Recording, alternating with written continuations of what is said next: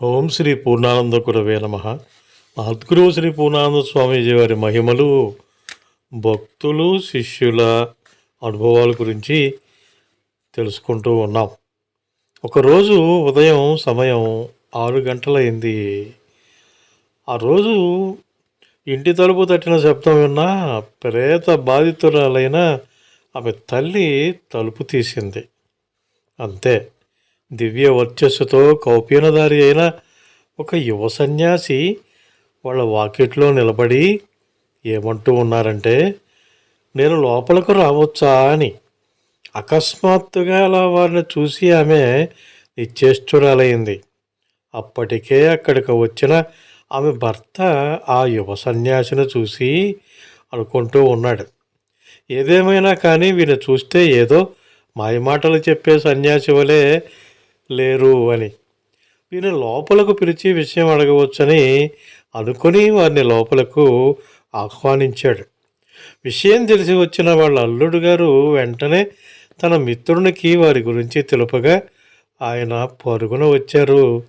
శ్రీ పూర్ణానంద స్వామిని చూసి ఆ భక్తుడు ఆనందాశ్చర్యాలతో వారి పాదాలపై పడి, స్వామీజీ, చిరునామా తెలియకుండానే మీరు ఎలా ఇక్కడికి వచ్చారు అని నమ్మలేక అబ్బురపడి శ్రీ పూర్ణానంద స్వామి వారిని ప్రశ్నించాడు. అప్పుడు స్వామీజీ అన్నారు, మాకు అన్నీ తెలుసు అని. శ్రీ పూర్ణానంద స్వామి వారి మహత్యం గ్రహించిన ఆ ఇంటి వాళ్ళు వారు తమ కోసం వచ్చారని తెలిసి ఎంతగా ఆనందించారో. వాళ్ళు తమ దయనీయ అవస్థలను వారికి విన్నవించి తమను కాపాడమని వేడుకున్నారు. అప్పుడు శ్రీ పూర్ణానంద స్వామి వారు వాళ్ళ అమ్మాయితో ఒక గ్లాసు పాలు తెప్పించి ఆమెను ఒకసారి అలా ఇలా చూసి ఆమె భర్తను తల్లిదండ్రులను ప్రక్కకు పిలిచి, మేము మరలా ఒక వారం తర్వాత వస్తాం, అప్పటికి దర్భలతో 10 మీటర్ల పొడవుగా ఒక తాడు తయారు చేయించి పెట్టండి అని ఆదేశించి ఎలా వచ్చారో అలా వెళ్ళిపోయారు. చెప్పినట్లుగానే వారం తర్వాత శ్రీ పూర్ణానంద స్వామీజీ వారు వచ్చి రాత్రి 9 గంటలు దాటాక దర్భలతో తయారు చేసిన ఆ తాడు యొక్క ఒక కొనను ప్రేత బాధితురాలైన ఆమె నడుముకు కట్టి ఆమెను ఒక గదిలో ఉంచి ఆమెతో పాటు ఆమె భర్తను, 2 స్త్రీలను కూడా ఉంచి ఆ గదికి ఎదురుగా ఉన్న మరొక గదిలో శ్రీ పూర్ణానంద స్వామి వారు ఆ తాడు యొక్క 2వ కొన పట్టుకొని వెళ్ళి తలుపులు వేసుకొని కూర్చున్నారు.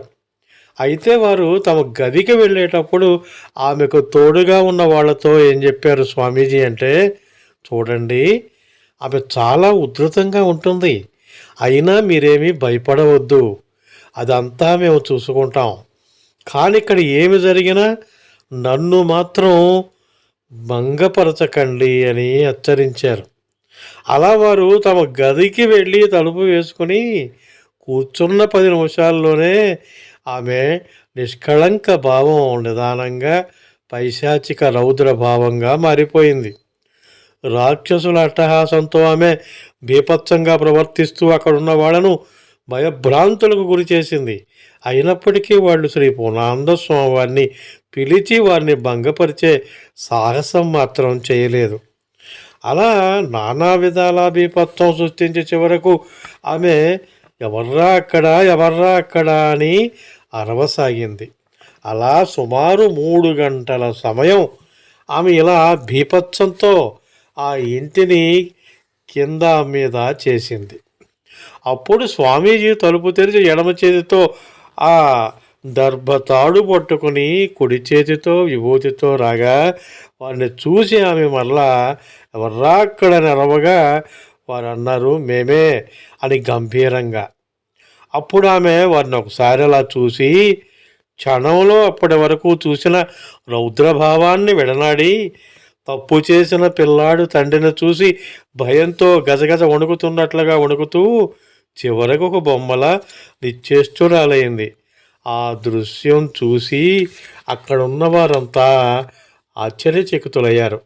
స్వామీజీ అప్పుడు ఆ భస్మాన్ని ఆమె ఆపాదమస్తకం పూసి ఓం ఇంకా నీ వెళ్ళు అని ఇంటి గుమ్మం చూపించి ఆజ్ఞాపిస్తూ ఆమె నడుము నుండి దర్భతాడు తొలగించేశారు. వెంటనే పిశాచి వర్గంలోని వైతాళి అను ఆ ఉగ్ర దుష్టశక్తి ఆమె శరీరం విడిచి శాశ్వతంగా బయటకు వెళ్ళిపోయింది. తక్షణమే ఆమె స్పృహ తప్పి కింద పడిపోయింది. ప్రాణాంతకమైన ఆ దుష్టశక్తి నేరుగా దాన్ని పంపిన వాడికి తగిలి వాడిని చంపివేసింది. విక్రమార్కుడి కథలా ఉన్న ఆ సంఘటన గురించి అప్పాస్వామి గారు స్వామీజీని ప్రశ్నించారు. అప్ప, మీరు సిద్ధపురుషులు కదా, కేవలం ఒక చూపు సంకల్పంతోనే మీరు ఆ దుష్టశక్తిని హరించలేరా? మరి ఎందుకు మీరంతసేపు వేచి ఉండాల్సి వచ్చింది అని ప్రశ్నించగా శ్రీ పూర్ణానంద స్వామీజీ వారు అన్నారు, అన్నిటికీ ఒక పద్ధతి ఉంటుంది. మా శక్తి మాకున్నట్లుగా దానికి కూడా శక్తి ఉంది. కాబట్టి ఏదైనా మేము ధర్మబద్ధంగా ప్రవర్తించాలి. అలా చేస్తేనే ఈ చక్రం సవ్యంగా తిరుగుతూ ఉంటుంది అని స్పష్టం చేశారు. మరిన్ని విశేషాలను తదుపరి భాగంలో చెప్పుకుందాం. మీకు ఈ వీడియో నచ్చితే లైక్ చేయండి, షేర్ చేయండి, కామెంట్ చేయండి. ఓమగంధి క్రియేషన్స్ యూట్యూబ్ ఛానల్ని ఇంకా మీరు సబ్స్క్రైబ్ చేసుకోకుండా ఉంటే సబ్స్క్రైబ్ చేసుకోండి. మీకు తెలిసిన వారితో కూడా సబ్స్క్రైబ్ చేయించండి. మరిన్ని వీడియోల నోటిఫికేషన్ ముందుగా మీకు రావాలంటే పక్కనే ఉన్న బెల్ ఐకాన్ని ప్రెస్ చేసుకోండి.